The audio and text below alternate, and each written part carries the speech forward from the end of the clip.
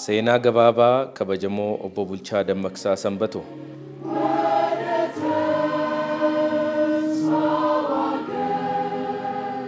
Godina Wallagga Lixaatti kutaa bulchiinsa yookiin Awraajjaa Gimbii jalatti aanaa Boojjii Birmajii ganda Allee Eebichatti bara 1922 akka lakkoofsa Itoophiyaatti abbaa isaanii obbo Dammaqsaa Sanbatoo fi haadha isaanii adde Naasisee Sardaarraa kan dhalatan obbo Bulchaa Dammaqsaa barumsa isaanii kutaa tokkoffaa naannootti dhalatanii fi magaalaa Gimbiitti kan baratan yommuu ta'u sadarkaa lammaffaa ammoo mana barumsaa Adventistii Aqaaqiitti argamuu fi naannoo Arsii Nagalleetti kan argamu mana barumsaa Kuyyeraa Adventistii baratanii xumuran. Fedhii barumsa isaanii sadarkaa guddaatti guddifachuuf qaban irraan kan ka'e bara 1948 akka lakkoofsa Itoophiyaatti yeroo sana Yuunivarsiitii Addis Ababaa kolleejii kan jedhamu seenanii waggoota afuriif bara 1952 barumsa sirna dinagdee yookiin ikoonomiksiidhaan digirii jalqabaatiin eebbifaman. Itti fufuun ogummaadhuma kanaan sadarkaa olaanaatti akka leenji'aniif mootummaan biyya Ameerikaa Cornell Universitytti isaan erge.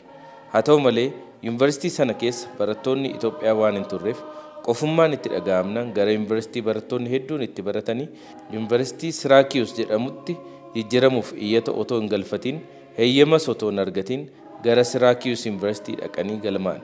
Bulchitoonni Yuunivarsiitichaa Yuunivarsiitii beekamaa ta'e Cornell dhiisanii gara isaanii dhaquu isaaniitti malalsiifatanii akka isaan barumsa isaaniitti fufaniif eeyyamaniif. Yuunivarsiitii kanarraa muddee 1953 qorannaa dinagdeedhaan ikoonomiksiin digirii lammaffaan eebbifamanii gara biyya isaaniitti deebi'an.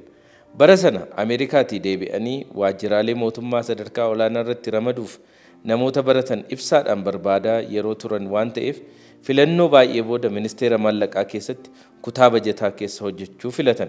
Fedha hojii guddaa kan qabanii fi hojjetaa ogeessa jabaa fi biyya isaaf yaadu ta'uu isaanii hubatanii kabajamoo obbo Yilmaa Dheeressaa bajanni hammayyaa biyya Itoophiyaaf guddaa fayyada jedhanii yaada qopheessuuf qajeelfama qopheessuuf hojjetaa isaan gargaaruu danda'u ta'uu isaanii baranii ministeera maallaqaa keessatti hooggansa kutaa hojii bajetaa isaanitti kennan. Dadhabbii bara hedduu booda qophiin bajetichaa akkuma xumurameen guutummaa biyyattii irratti hojiirra akka ooluuf mooticha Haayile Sillaasee eeyyamsiisuuf kabajamoo obbo Yilmaa Dheeressaa sanadicha geessan. Isaan yaadicha akka waliigalaatti mootichaaf erga ibsanii booda gadi fageenyaan ibsa akka laataniif obbo Bulchaa gara masaraa mootiitti ergaman. Obbo Bulchaan yeroo dheeraadhaaf gara masaraa mootummaatti deddeebi'anii faayidaa bajetichi qabuu fi akkamitti biyyattii fayyaduu akka danda'an erga ibsanii booda seektarri hojii mana mootummaa martinuu bajeta akka qopheessu bajetichis miseensota mana mareetiin erga ragga'ee booda eenyullee jijjiiruu akka hin dandeenye ibsaniif. Mootiin Haayile Sillaasees faayidaa bajetichaa erga hubatanii booda ija obbo Bulchaa keessa ilaala. Bulcha masaraa kanaafis bajeta biraa qopheessi ittiin jedhan. Obbo Bulchaanis gargaaraa isaanii waliin guyyaa muraasa gidduutti mana mootummaatiif bajeta qopheessanii dhiyeessan. Kanarraa kan ka'e Itoophiyaa keessatti yeroo jalqabaatiif masaraa mootummaa mana hojii isa jalqabaa ta'ee bajeta qopheeffatee ta'e. Yeruma kana manneen hojii mootummaa martinuu bajeta akka qopheessan xalayaan mallattoo ministeera barreessaatiin ajajame. Geggeessitoonni isaanis gara ministeera maallaqaatti leenjiidhaaf akka ergan ajajaman. Qajeelfamni kun yeroo xiqqoo booda seera biyyattii ta'ee ragga'e. Obbo Bulchaanis guutummaa biyyattiitti akka beekaman taasifame. Mooticha waliinis kallattiidhaan hariiroo hojii jabaa akka qabaatan ta'e. Utuma gita kanatti hojjetaa jiranii baankii addunyaa keessatti bakki hojii banaan biyyoota Afrikaa 17 fi Trinidad and Tobago biyya jedhamtu bakka bu'uun waan uumameef obbo Bulchaan dorgomuu barbaadan. Dorgomuuf garuu heeyyama mootummaa barbaada ture. Kanaafuu mooticha Haayile Sillaasee heeyyama gaafatan. Bakki hojichaa banaa waan ta'eef biyya keenyaafis maqaa gaarii waan kennuuf muuxannoos argadhee deebi'ee akkam biyya keenya caalatti tajaajilu waan danda'uuf liqaa fi gargaarsa biyya keenyaaf arguuf haala waan nuu mijeessuuf maaloo akkan dhaqee dorgomuuf naaf heeyyamaa jedhanii mooticha gaafatan. Mootichis gumaacha obbo Bulchaan sanaan dura biyyattiif godhan ilaalcha keessa galchuudhaan ammas deebitee dhuftee biyya kee akka fayyadu waan barbaannuuf gammachuudhaan milkaa'ee jennee si geggeessinaa jedhanii heeyyamaniif. Sadarkaa addunyaatti dorgomanii heeyyama biyyoota maraas argatanii miseensa koree hojii raawwachiiftuu baankii addunyaa ta'uudhaan jireenya isaanii boqonnaa haaraa eegalan. Miseensa koree hojii raawwachiiftuu baankii addunyaa ta'uudhaan lammii Itoophiyaa isa jalqabaas ta'uudhaan gara Washington DC'tti qajeelan. Jaalala namaa kan qabanii fi nama hundaa wajjin hojjechuun kan isaan hin dhibne obbo Bulchaan otoo hin turin pireezidantii baankii addunyaa kan turan Mr. Robert McNamara waliin hariiroo gaarii uuman.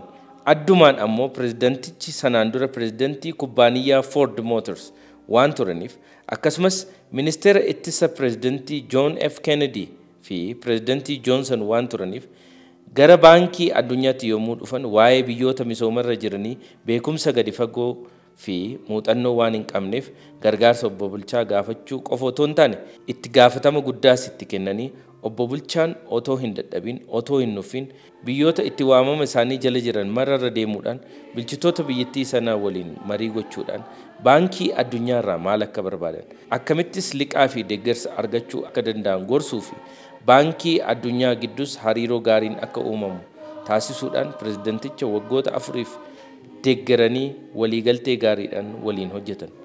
Otoo baankii addunyaa keessa hojjetanii mootummaan Itoophiyaa jijjiirame kaabineen Indaalkaachoo jedhamu yeroo hundeeffamu ministeera qonnaa godhanii isaan muudan. Obbo Bulchaan garuu muudama sana fudhan. Baankii addunyaa keessatti tajaajilli isaanii kan waggaa 4f waan raawwatameef gara biyya Itoophiyaatti immoo akka hin deebineef mootummaan jijjiirame darguun aangoo waan qabateef hoogganaa isaanii bifa sanaan dura hin baratamneen boordii hayyamsiisanii waggaa tokkoof obbo Bulchaan itti fufanii akka hojjetan taasisan. Baankii addunyaa keessatti yeroon isaanii erga xumurame booda yaadaa fi akka fedhii isaaniitti biyya isaaniitti haalli isaan deebisu waan hin mijoofneef muuxannoo biyya keessaa fi idil addunyaa qabaniin UNDP keessatti hojii argatan. Jalqaba waajjira giddu galeessatti booda ammoo biyya Gaambiyaa, Naayijeeriyaa, Tanzaaniyaa fi bakka dhaabbattoota mootummoota gamtoomanii fi itti gaafatamaa olaanaa ta'uudhaan tajaajilaniiru. Yeroo kanatti ofii isaanii fi biyya isaanii dhaabbata mootummoota gamtoomanii hojii boonsu kan galateeffachiisus kan hojjetan yoo ta'u sooromni isaanii geenyaan sooroma bahuudhaan bara 1983 gara biyyaatti deebi'an.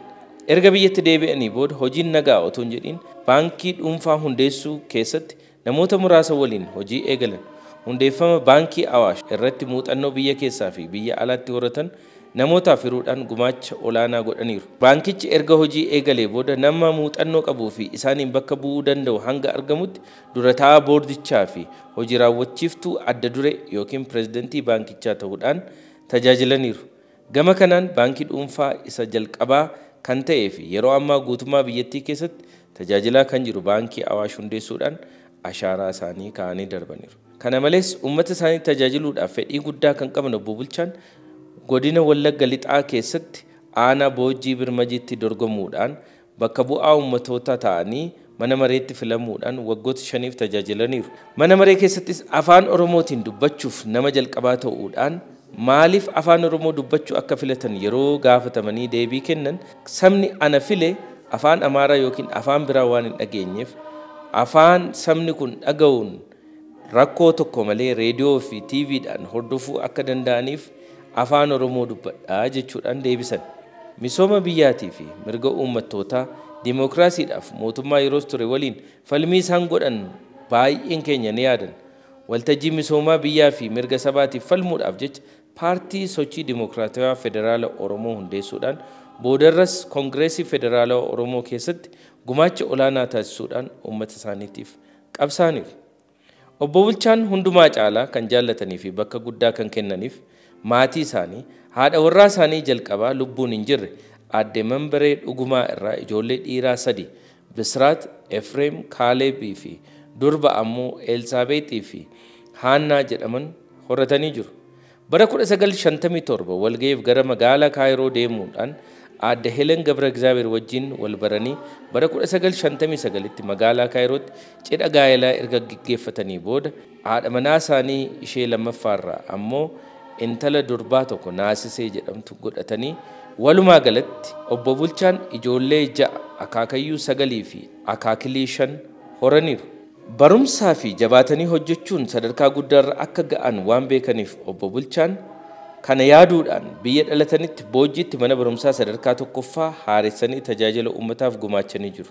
Akkasumas mana sagadaa waldaa Adventistii 7ffaa tokko ijaarsisanii tajaajila amantootaaf gumaachanii jiru. Obbo Bulchaan nama gaarii kan namaaf oo'an hundaa kan ofitti hammatan firoottanii fi hidhata hojii isaanii kan turan hundaa biratti jaallatamaa kan turan maatii isaanii kan jaallatan abbaa jaallatamaa, gorsaa gaarii turan.